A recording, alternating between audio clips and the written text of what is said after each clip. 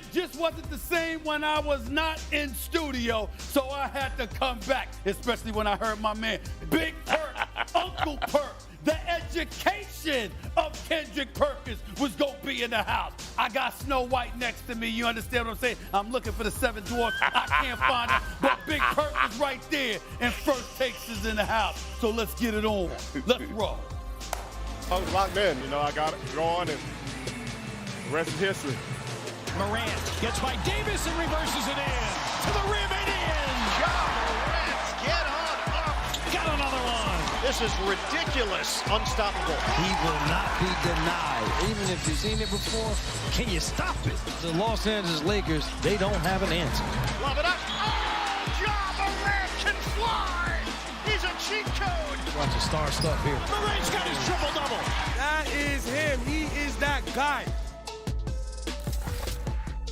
Well, there's a lot happening right now, okay? I just want you all to know it's March 1st, and that begins Women's History Month, and all month long we will celebrate this in various ways throughout our shows, and we are looking forward to that, obviously. Can I say one more thing? Yes. And Celtics All Access. That's why Big Perk is coming from Boston, the city that made him a champion. So we'll be doing a lot with that as well. I mean, Molly, you know what I'm saying? I'm out here in the bean town, you know what I mean?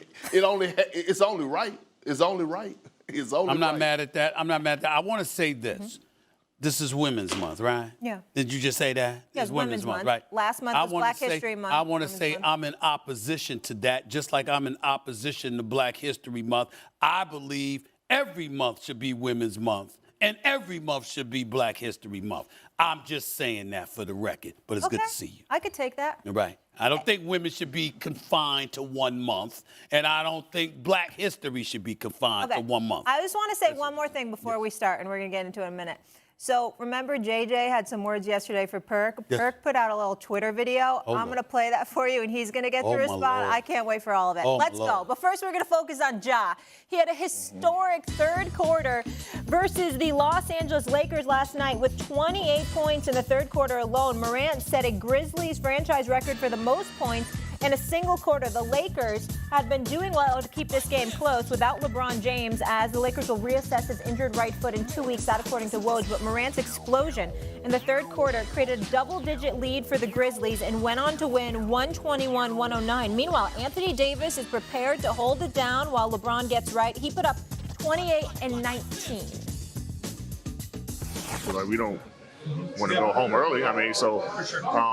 But what I don't want is him to rush back really early. I want him to get completely right and healthy before he step on the floor. Like I said, it's on us, other guys in the locker room, to step up and continue to win basketball games and let him take care of what he needs to take care of. And when he comes back, we're able to start rolling again. All right, Stephen A., let's focus on the Grizzlies, who are second in the West. How far can Ja take this squad? I'm going to say to the Western Conference Finals, but before, put us up on the split screen, please. Before I get into anything, I got a surprise for everybody. Bam! The education of Kendrick Perkins. I just wanted to let everybody know my brother got a book out. You understand what I'm saying? He got a book out, came out last week. So I want everybody to know that even though I'm about to educate Kendrick Perkins, Kendrick Perkins is educating the world with this book. So you got to go get it. I just wanted to make sure that the education of Kendrick Perkins. Now let me say this, damn it. I appreciate you. You've been talking about Denver and Phoenix. Memphis has been up and down. It was nice to see the reemergence of Ja Morant last night, reminding us of the damn superstar he really, really is. They went through a slide, and then after that, they went on a roller coaster. And even Kendrick Perkins himself, that had been, blowing up Memphis since last year, talking about they coming. They want all that smoke. We have no doubts about Ja Morant. Our question marks is about his supporting cast and who's going to be there when it really, really, really counts. And so because they've been up and down, I know Steven Adams has been out.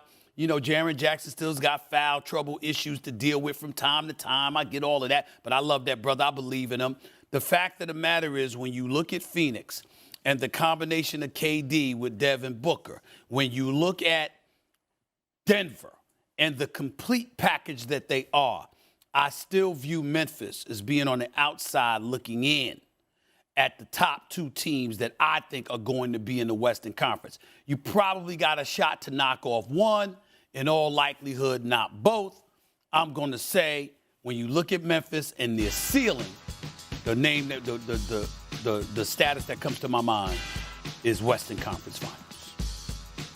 Well, here's where I got to disagree with you at, Stephen A. When it comes down to the Grizzlies in this Western Conference, it's so wide open. And yes, we understand about the Denver Nuggets and what they have in Jokic and the role players around them and KD going to Phoenix. But let's not forget, this team is deep.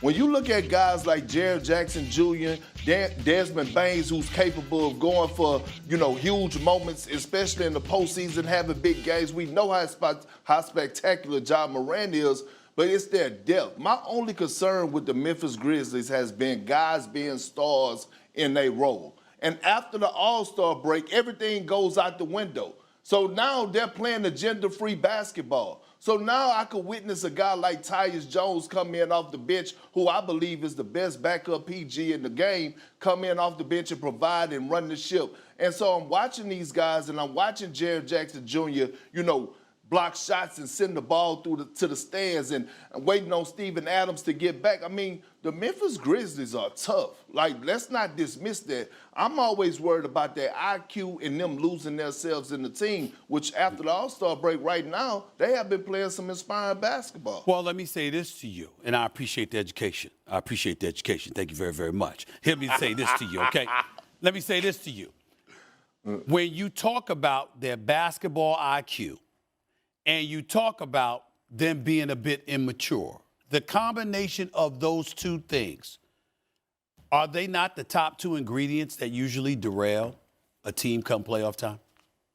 The answer to that would be yes. Yeah, but basketball IQ matters. Your composure matters. It does, but let's not act like, we don't know which way that series would have went last year if Ja Morant wouldn't have got hurt with them playing against Golden State. Know. And they basically, I beg to differ. So my thing is, you different with me in the finals too. Back. You different with me in the finals too. How'd that work out for you? That's fine. We don't get paid off. We don't get paid off predictions. So at the end of the day, you told me that. So at the end of the day, what I'm saying is they're coming back with the same ball club. Right. And when you talk about a young squad, if you're a coach, all you want to do is get past the All-Star break, because after that, they have only one goal in mind, and now you could gain control of your locker room.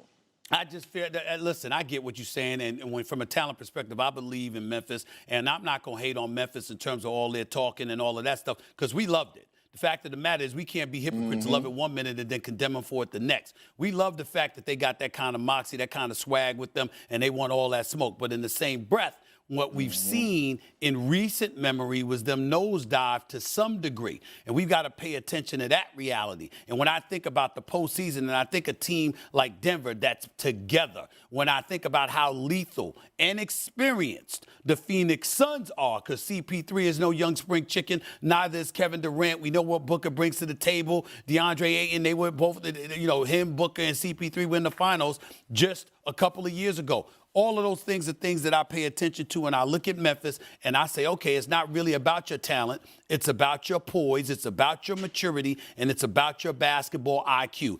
I know Ja has it. Anybody that talks about basketball, I've actually heard people marveling about the basketball IQ of Ja Morant, not just his talent. So I look at him, and I'm not worried about him. The others, I am a bit worried about. Fair enough. I'm going to keep it going, guys. There's a lot we want to get to in this first block here. Quick take for you, Stephen A. Kyrie still getting accustomed to his new squad. Dallas is 3-4 since Irving joined the Mavs, but just 1-4 when Luka and Kyrie play together. Last night, missing a potential game-winning 3 against the Pacers in a 2-point loss. Stephen A., are you good with Kyrie getting that final look? Yes. I don't think Luka can get the final look all the time.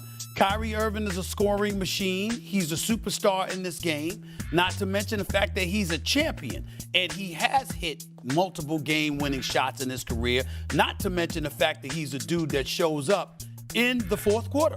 So when I look at it from that perspective, I don't think Jason Kidd was wrong by any stretch, giving the last shot to Kyrie Irving. If Luka has to defer to anybody, it should be Kyrie. All right, speaking of stars, Kevin Durant will make his much-anticipated Suns debut tonight against the Charlotte Hornets. Durant's been out with an MCL